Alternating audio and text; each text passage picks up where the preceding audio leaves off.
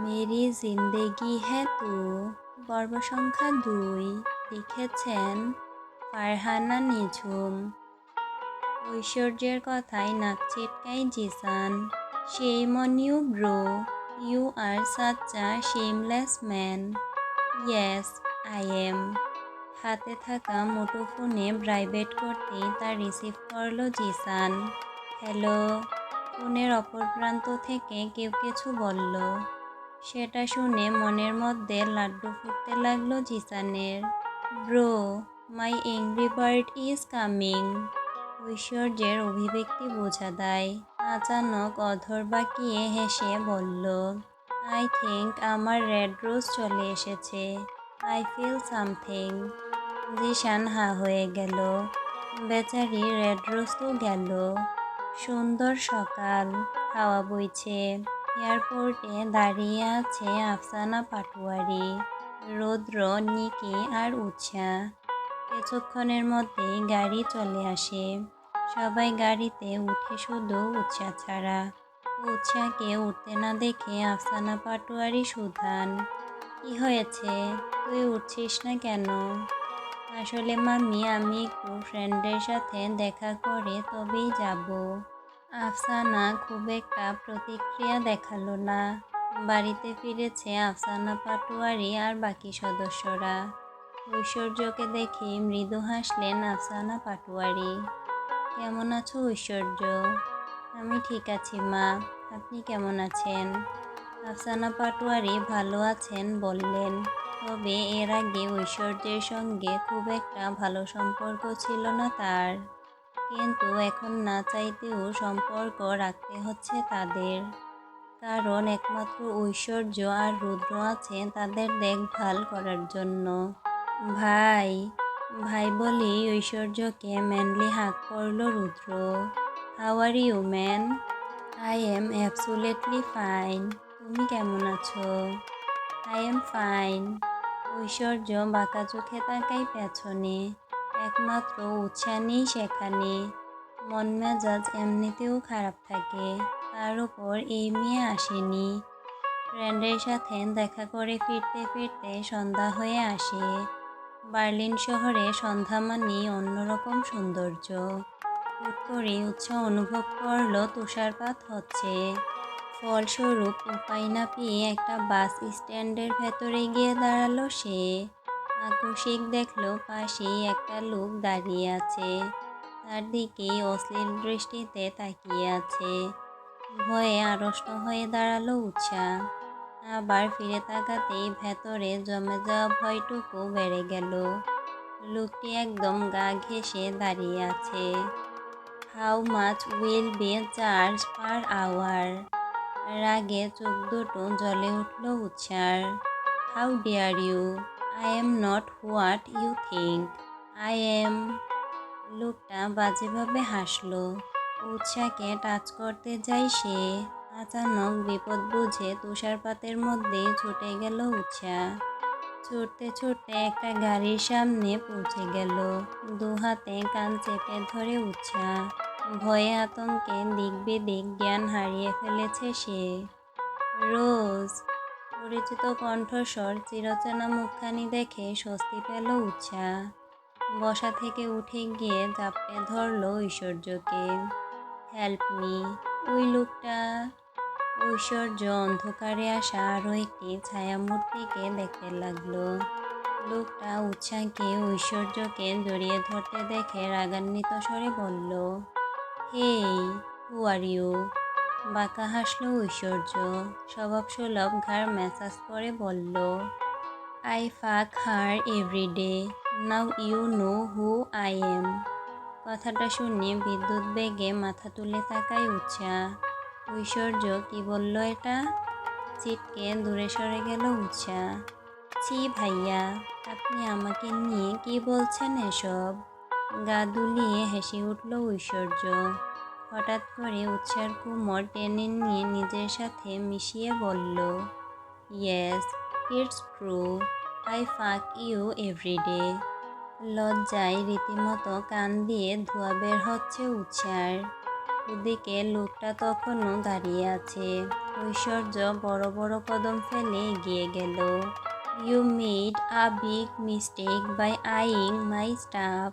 কথাটা বলেই ঐশ্বর্য তার মেন পয়েন্টে সজোরে লাথি মারে। লোকটা ছিটকে পড়ে কাতরাতে লাগলো।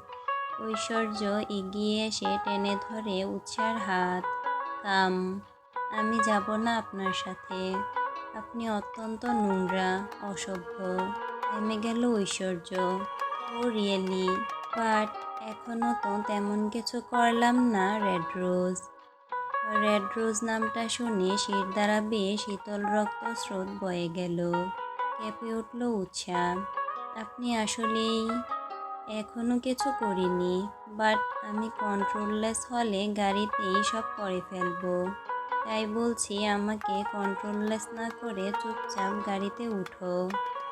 উৎসাহ চিনতেই পারছে না ঐশ্বর্যকে। গাড়িতে উঠে বসলো চুপচাপ। ভয়ে উৎসাহ ব্যাকসিটে গিয়ে বসলো।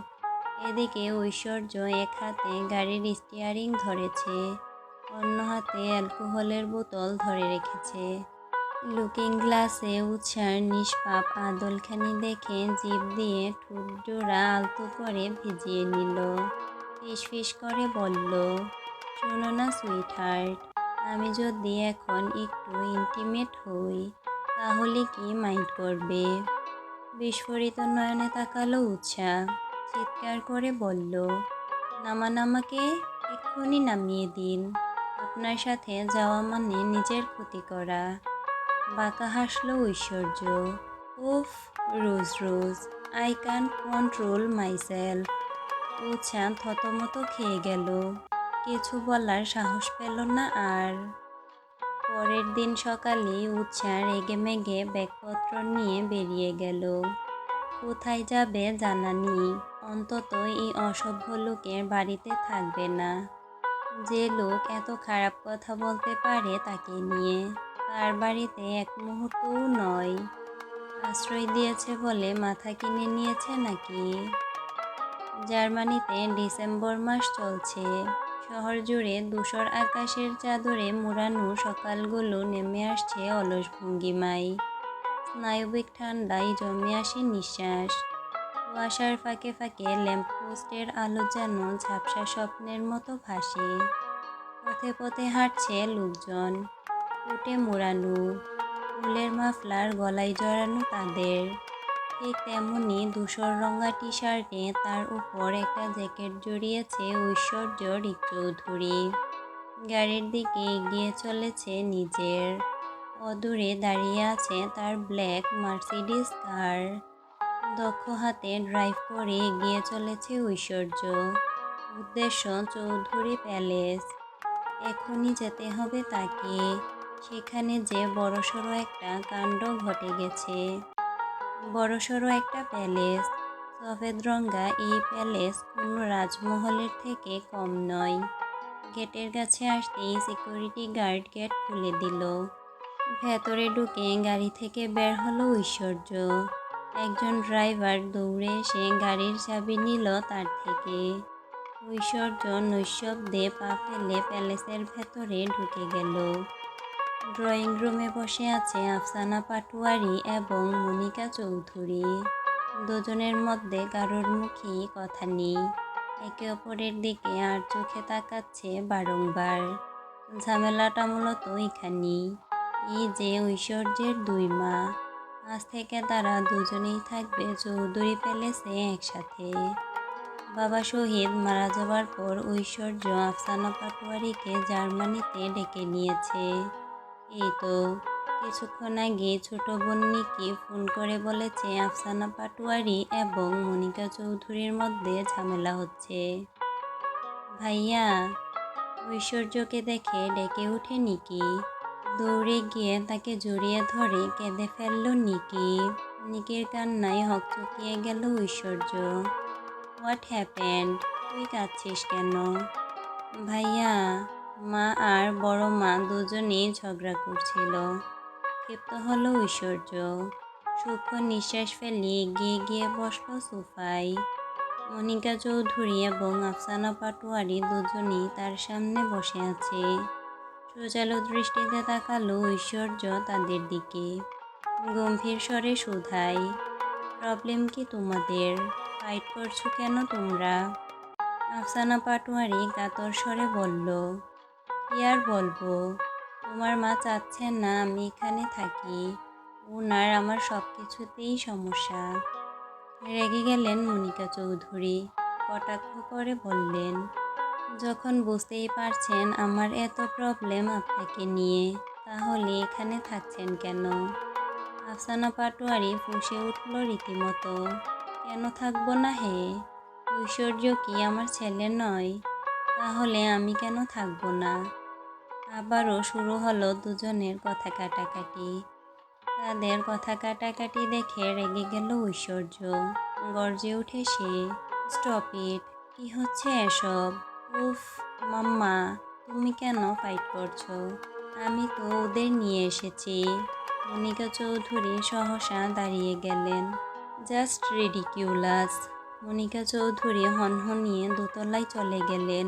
ঐশ্বর্য আফসানা পাটোয়ারির উদ্দেশ্যে বললেন, আর আপনিও একটু চুপ থাকলেই তো পারেন। জানেন তো মাম্মা একটু রাগী। আফসানা পাটোয়ারিও রাগ দেখিয়ে চলে গেলেন।